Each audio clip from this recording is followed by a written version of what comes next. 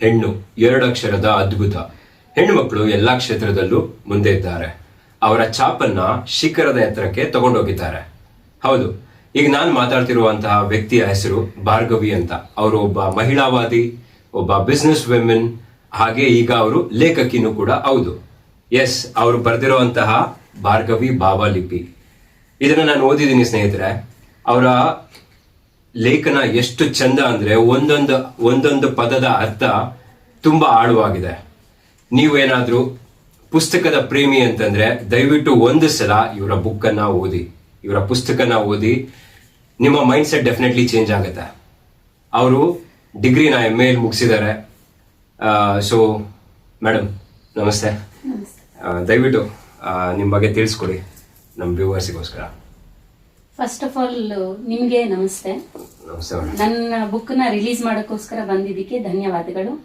ತುಂಬಾ ದೊಡ್ಡ ಆಕ್ಚುಲಿ ಹೇಳ್ಬೇಕಂದ್ರೆ ದಾದಾ ಸಾಹೇಬ್ ಫಾಲ್ಕೆ ಅವಾರ್ಡ್ ವಿನ್ನರ್ ಆದ್ರೂ ಎಷ್ಟು ಸೌಮ್ಯವಾಗಿ ಸೌಜನ್ಯವಾಗಿ ಬಂದು ಒಂದು ಪುಟ್ಟ ಲೇಖಕಿ, ನಾನೇನ್ ಯಾವ್ದು ಮೊದ್ಲಿಂದ ಬರೀತಾ ಬಂದಿರೋಂತ ಲೇಖಕಿ ಅಲ್ಲ, ಆದ್ರೆ ನಮ್ಮನ್ನ ಸಪೋರ್ಟ್ ಮಾಡೋಕ್ಕೋಸ್ಕರ ಅಷ್ಟು ದೂರದಿಂದ ಬಂದು ನಮ್ಗೆ 2 ಹಿತವಚನ ಹೇಳ್ತಾ ಇರೋಂತ ಶ್ರೀ ಅವ್ರಿಗೆ ನನ್ನ ನಮಸ್ಕಾರ. ಇಲ್ಲ ಮೇಡಮ್, ತುಂಬಾ ದೊಡ್ಡ ಮಾತು. ಒಂದು ಪುಸ್ತಕ ಬರೆಯೋದು ಅಷ್ಟು ಸುಲಭವಾದ ಕೆಲಸ ಅಲ್ಲ.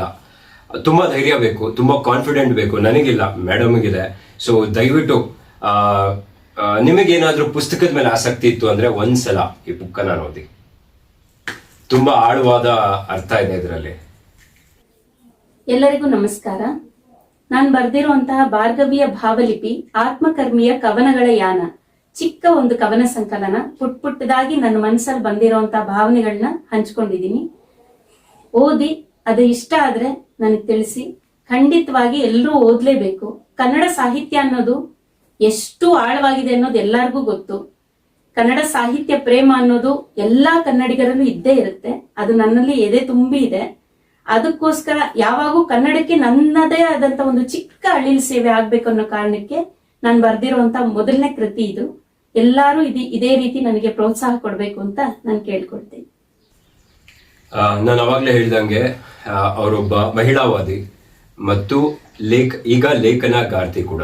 ಅವರ ಲೇಖನ ತುಂಬಾನೇ ಅದ್ಭುತ. ಅವರ ಒಂದೊಂದು ಸಾಲುಗಳು ಮುತ್ತು ಕೊಡಬೇಕು, ಅಷ್ಟು ಚಂದವಾಗಿದೆ. ನಾನು ಮತ್ತೆ ಇನ್ನೊಂದ್ಸಲ ಹೇಳ್ತೀನಿ, ಮತ್ತೊಂದು ಸಲ ಹೇಳ್ತೀನಿ, ನೀವೇನಾದ್ರೂ ಪುಸ್ತಕದ ಪ್ರೇಮಿ ಆಗಿದ್ರೆ ದಯವಿಟ್ಟು ಒಂದ್ಸಲ ಈ ಪುಸ್ತಕನ ತಗೊಳ್ಳಿ, ಓದಿ. ಅಂಡ್ ಇನ್ನೊಂದೇನ್ ಗೊತ್ತಾ, ಅವ್ರು ಎಷ್ಟು ಸಿಂಪಲ್ ಅಂತ ನಾ ಹೇಳ್ತೀನಿ. ಅವರಿಗೆ ಬೇಕಿತ್ತು ಅಂದ್ರೆ ಎಂತಹ ದೊಡ್ಡ ದೊಡ್ಡ ಸಾಹಿತ್ಯಗಳನ್ನ ಕರೆದ್ಬಿಟ್ಟು ಬುಕ್ನ ರಿಲೀಸ್ ಮಾಡ್ಬೋದಿತ್ತು. ಬಟ್ ನಾನು ಯಾರೋ ಒಂದು ಚಿಕ್ಕ ಕಂಟೆಂಟ್ ಕ್ರಿಯೇಟ್